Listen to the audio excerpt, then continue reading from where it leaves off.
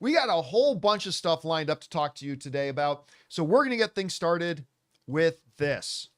Last night, the newest episode of Last of Us Season 2, Episode 4, dropped, and we're now truly in the post-Joel era, which I still think we're going to see a lot of Pedro Pascal this season, probably in flashbacks, and they did that in game. I think they'll do that more here too, where they're now really kind of moving forward, and they get to Seattle.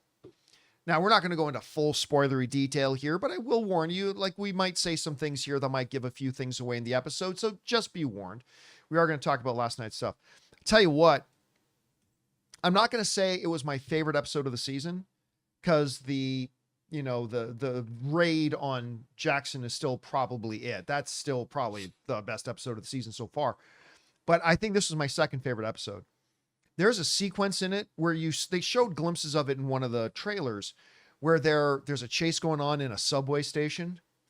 I'll tell you what, if you know what it was reminiscent to me of that episode where Abby is like on the other side of the fence from all the infected and then the fence climbs, she's crawling through. And I described that as my stomach was in my throat. My stomach was in my throat that entire sequence. Like even before the infected showed up, when just the wolves were in there and like they're hiding, and the tension was crazy. I thought it was great getting Isaac's backstory. Jeffrey Wright shows up, and the way they do the cold open with his origin story, if you will, was shocking. And then they have a great, cook it up kind of scene happen that I thought was great. If you're a fan of the Food Network, you'll really like that part of the show. I thought it was fantastic.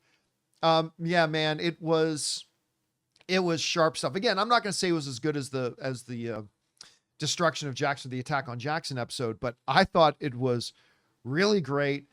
And this show just seems to be picking up momentum now. And again, it's still going to be interesting to see how, like, when Joel dies, a lot of people, much like in the Red Wedding and other shows, said, "Oh, I'm never going to watch a show again." And of course they did keep watching it. A lot of people said they weren't going to watch the show anymore because Joel was gone. It's going to be interesting to see how those ratings, we're probably 3 or 4 weeks away from getting those ratings numbers. But anyway, as far as the episode itself goes, I thought it was really great and I enjoyed it a lot. Anyway, Rob, you had a chance to see the newest episode of Last of Us. What did you think about it? Well, being from Seattle, I think it was nice to know. That's right. I keep thinking about that. When she said the line, "What the hell is wrong with Seattle?" I just thought of you immediately. Well, I thought it's really nice to know that Ellie's probably going to start an 80s cover band, which I thought, was really great. But no, I really liked how they're delving into this universe, and they've done a pretty great job laying down the groundwork for the conflict to come. And, I really liked being in one place, seeing how, I know it's a hometown thing, but seeing how this devastation has affected one urban area and the civilization that has grown up in that urban area since the cordyceps, apocalypse. And I think they're doing a good job of explaining Cordypocalypse, what's going on. And I think the world that they're displaying, and the horrifying, hanging bodies and blowing people up, and I thought it was really great. But at the core of it was the relationship that these two girls, they never moved away from that. Yeah. And showing that the bond and the friendship that continues to develop. I found it quite moving.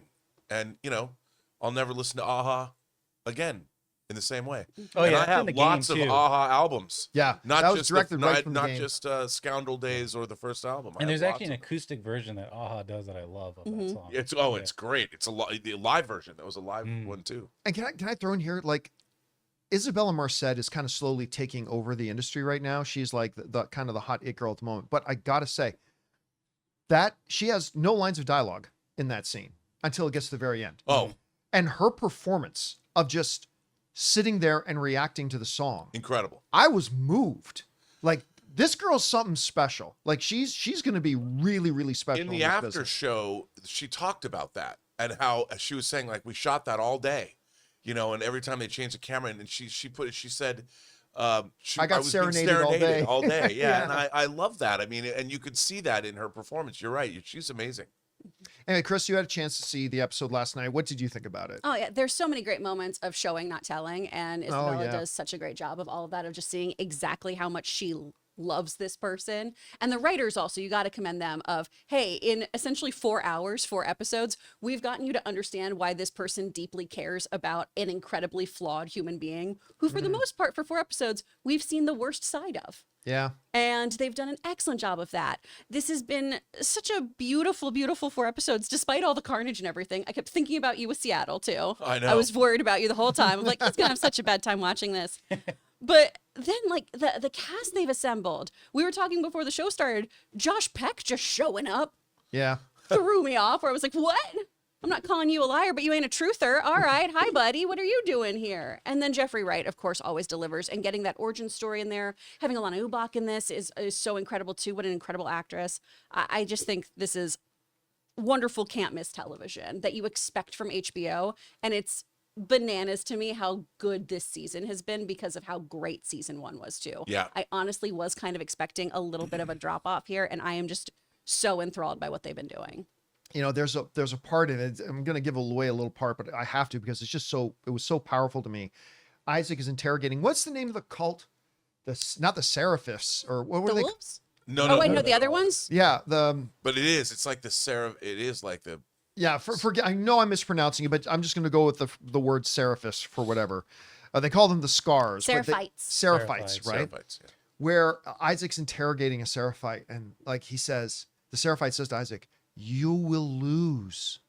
He's like, "Tell me how. We have automatic weapons. You have bolt rifles and bows and arrows." Because every day a wolf leaves and becomes a Seraphite, but no Seraphites ever leave to become wolves. And that moment, the camera that you're talking about, show don't tell, the camera cuts back to Jeffrey Wright. He doesn't have a line of dialogue, just his face. Mm-hmm.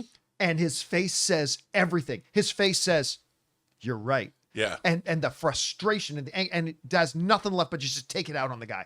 Like, the writing has been so good. That actor who played the Seraphite Oh, was amazing. he was so good. And it made me realize I have a new way to torture people. Just using my cooking implements and heating them up. I'm kidding. I don't torture people. But that was an incredible scene. That whole scene. Both of them acting. I mean, it's got one guy's he's on the ground. He doesn't even move. Or how about when, like, Isaac turns around because he's burning him again. He turns around and the guy's already sitting there with his hand up. It was incredible. It was incredible. It's like, I'm stronger than you. It's like, holy crap. Now, the acting in this show it's just like you were saying, it's across the board. It's amazing. Mm-hmm. They've picked great faces. Yeah. All the different characters that you meet, like in the beginning in the cold open, the guy telling the story, Yep. The voters. the voters.